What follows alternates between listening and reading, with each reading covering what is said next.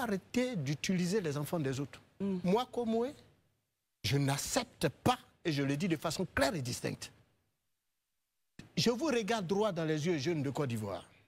L'heure est venue de ne plus mourir, comme l'a dit Daouda, pour des politiciens. Encore moins pour des politiciens véreux.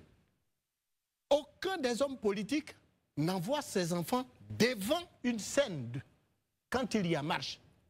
Vous ne verrez pas les enfants de Laurent Gbagbo, vous ne verrez pas les enfants de Alassane Ouattara, vous ne verrez pas les enfants de Tidiane Thiam et consorts, pour ceux qui sont en première ligne, y compris bien entendu.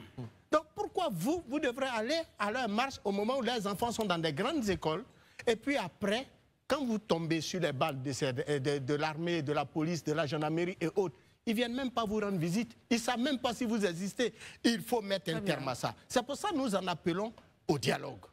Donc le temps d'envoyer les enfants des autres devant des canons, devant l'armée, affronter la police, affronter la gendarmerie, au moment où vos enfants sont assis à la maison, il faut y mettre un terme. C'est aussi simple que cela.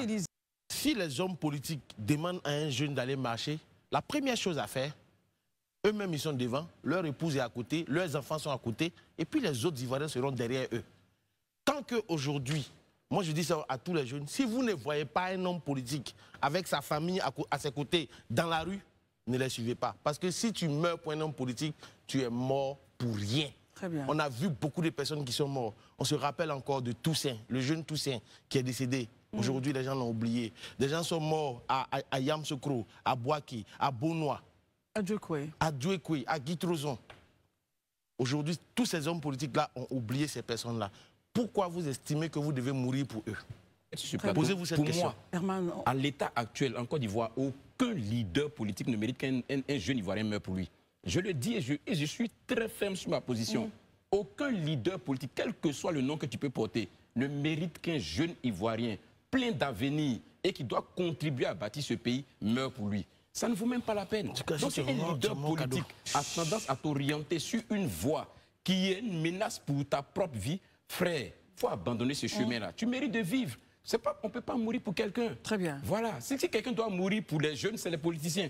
C'est-à-dire quand il doit avoir une manifestation ou quoi que ce soit, ils prennent le devant. Voilà. Et puis, parce qu'ils ont déjà vécu. Hein. Ils ont tous près de 70 ans. Donc, ils ont déjà vécu. Donc, eux, ils peuvent se mettre devant. Et puis, les jeunes qui sont encore dans la fleur de l'âge, là, qui, eux, ont encore de l'avenir, ils sont derrière. Ça, vraiment, pour aucun homme politique, quel que soit le titre qu'il peut porter ou le nom qu'il peut porter, ne peut... Pour lui, un jeune peut se tuer, quoi. C'est pas possible.